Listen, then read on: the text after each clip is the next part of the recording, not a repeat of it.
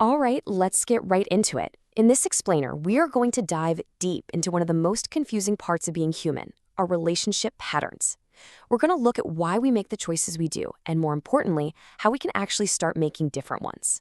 You know that feeling, right? It's like you're stuck watching a rerun of a movie you've already seen.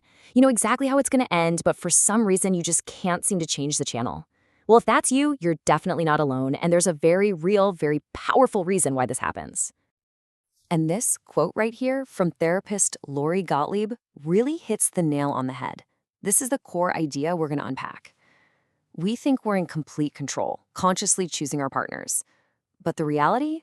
There's often an invisible force in the driver's seat, steering us down the same old familiar roads. So, who is this mystery driver? Well, it's our unconscious mind. So let's pop the hood for a minute and see what's actually powering our attractions. Okay, this is probably the single most important concept to really let sink in. Our brains are basically survival machines, and they are hardwired to seek out what they recognize. Familiarity feels safe to our brain, even if that familiar feeling was, well, chaos or pain or unpredictability. It's the whole devil you know thing in action. So, where does that sense of familiar even come from? For most of us, it starts right here, with what psychologists call our unfinished business. See, our very first relationships with our parents, our caregivers, they create this emotional blueprint that we use for pretty much every relationship that follows. The past isn't gone. It's right there with us, every day. Think about it. When we were kids, we were powerless. So now, as adults, our unconscious mind seeks out similar dynamics. It's like it's trying to get a do-over, thinking, okay, this time I'm gonna fix it. This time I'll get that distant person to finally open up to me. This time I'll get the unpredictable person to be reliable.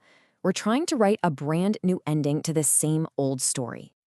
And this is the heart of the problem, isn't it? For so many of us, the stuff on the left, unpredictability, emotional distance, maybe even criticism, that just feels normal. It feels like home. So when we meet someone who's actually reliable, open, and kind, it can feel, well, boring or just strange.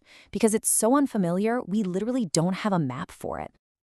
This brings us to a huge, huge misconception in the dating world. That spark or that gut feeling. We're told our whole lives to chase it, to trust it. But what if that feeling is actually a warning sign, pointing us in the exact wrong direction?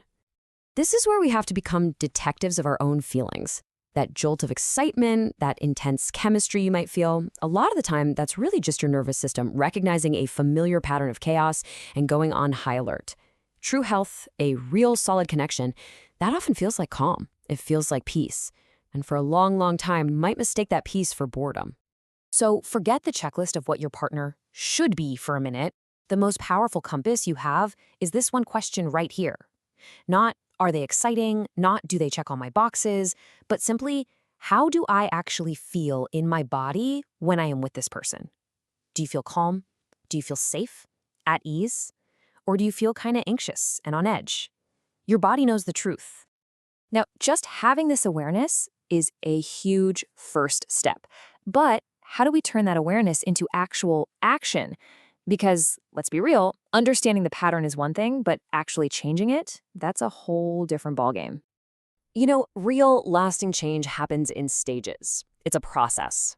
You might start out blaming everyone else. Then you start to wonder if maybe you have a part to play.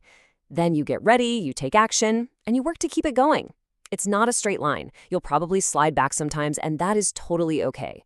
The goal here isn't perfection. It's just progress.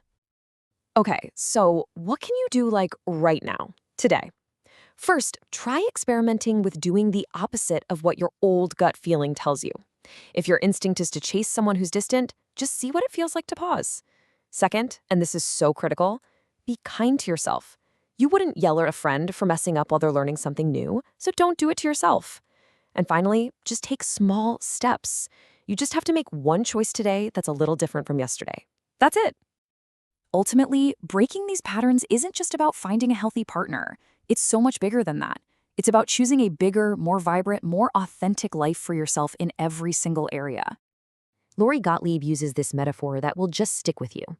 Imagine a prisoner, desperately rattling the bars, trying to get out of their cell. But here's the twist. The cell is completely open on the right and on the left.